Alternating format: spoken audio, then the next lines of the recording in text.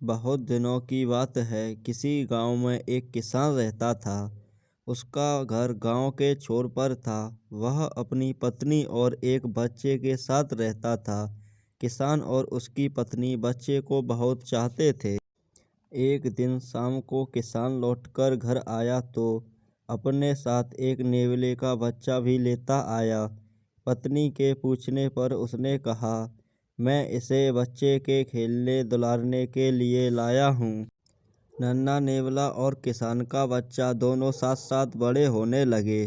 5-7 महीने के अंदर नेवले का बच्चा बड़ा होकर भरा पूरा नेवला बन गया, जबकि किसान का लड़का अब भी पालने में ही झूल रहा था। नेवला बड़ा सुंदर और प्यारा लगने लगा। उसकी चमकीली काली आंखें और झुर्रे बालों वाली सुंदर पूंछ बड़ी अच्छी लगती थी। एक दिन किसान की पत्नी को कुछ सामान खरीदने के लिए बाजार जाना पड़ा। उसने बच्चों को दूध पिलाकर पालने में सुलाया और एक बड़ी टोकरी लेकर बाजार जाने के लिए तैयार हुई। जाने से पहले उसने किसान से कहा, मैं थोड़ी देर के लिए बाजार जा रही हूँ। बच्चा पालने में सो रहा है, जरा उसका ध्यान रखना। मुझे इस नेवले से डर लगता है। किसान ने कहा, इसमें डरने की क्या बात है? अपना नेवला तो बहुत ही प्यारा और नेक है, जैसे हमारा बच्चा।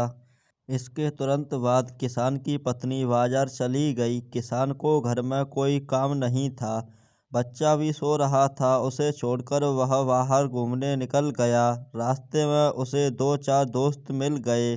दोस्तों के साथ बातें करने में ऐसा मगन हुआ कि उसे घर लौटने की याद ही नहीं रही। नेवले के मुंह और पंजों पर ताजा लाल खून चमक रहा था। हाय, तूने मेरे बच्चे को मार डाला, यह क्या किया? किसान की पत्नी जोर से रोने लगी। फिर बिना सोचे समझे ही सामान से भरी टोकरी नेवले के सिर पे दे मारी और धड़धड़ाती हुई बच्चे के पालने की ओर दौड़ी।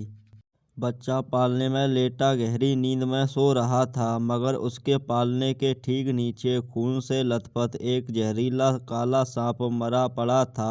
मरे सांप को देखते ही किसान की पत्नी तुरंत समझ गई कि नेवले के मुंह से खून क्यों लगा था। वह नेवले को पुकारती हुई बाहर भागी। उसके मुंह से निकला, हाय राम, यह मैंने क्या कर डाला? इस नेवले ने तो सांप को मार कर मेरे बच्चे की जान बचाई है। नेवला मर चुका था। सामान से भरी भारी टोकरी की चोट से उसका सिर फट गया था। किसान की पत्नी को अपनी करनी पर बड़ा दुख हुआ। उसकी आंखें आंसुओं से भर आई। वह दहाड़ मार कर रोने लगी। पर अब क्या होता, यह सब उसकी समझ का फेर था।